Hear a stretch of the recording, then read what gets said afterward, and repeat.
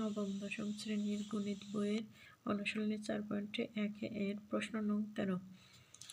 প্রশ্নটি হলো x power a by x power b all bracket 1 by b into x power b by x power c all bracket 1 by bc into x power c by x power a all bracket 1 by ca equal 1। এটি প্রমাণ করতে বলা হয়েছে। এটা হচ্ছে পুরাটা বাম পক্ষ আর এটি হচ্ছে ডান পক্ষ। বাম পক্ষকে ক্যালকুলেশন করে ডান পক্ষ আনতে হবে। তো আমরা বাম পক্ষ উঠে নিলাম। এখন উভয় পক্ষে যদি বেজ একই থাকে তাহলে কমন নেওয়া যায়। এখানেও বেজ x, এখানে বেজ x, তাই x কমন নিলাম। যদি ভাগ থাকে তাহলে বিয়োগ হয় a minus b all bracket 1 by ab।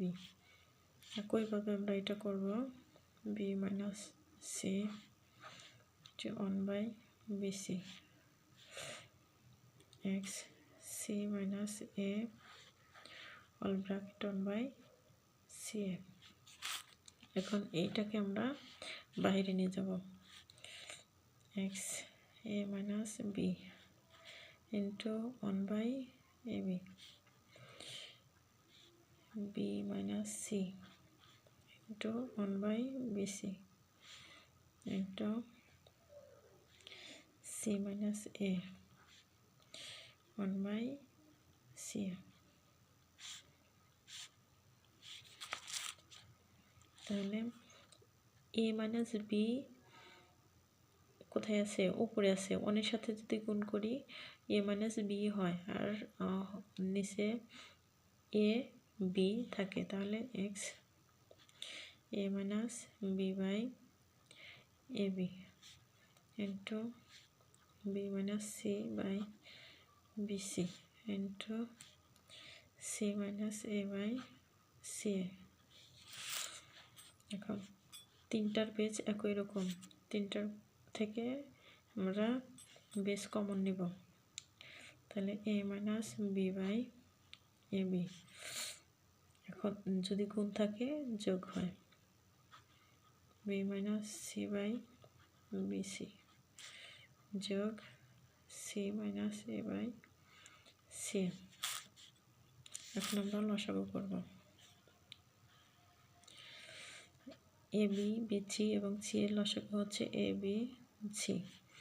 এখানে ab ভাগ করলে b চলে যায়, c থাকে, তাহলে c দ্বারা এটাকে গুণ করব। ac minus bc plus bc চলে গেলে এ থাকে ab মাইনাস ac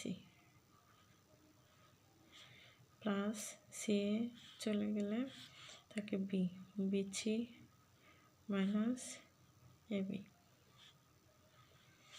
তাহলে দেখি কি কেটে যায়, এসি প্লাসের এসি মাইনাসের, বিসি মাইনাসের বিসি প্লাসের, এবি প্লাসের এবি মাইনাসের।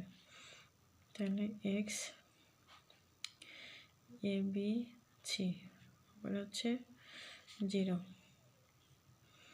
এক্স কোনো কিছুকে 0 দ্বারা ভাগ করলে 0ই হয়। আর কোনো সংখ্যার উপরে 0 থাকলে সূচকের ক্ষেত্রে সেটার মান 1 হয়। সমান ডান পক্ষ। সুতরাং বাম পক্ষ সমান ডান পক্ষ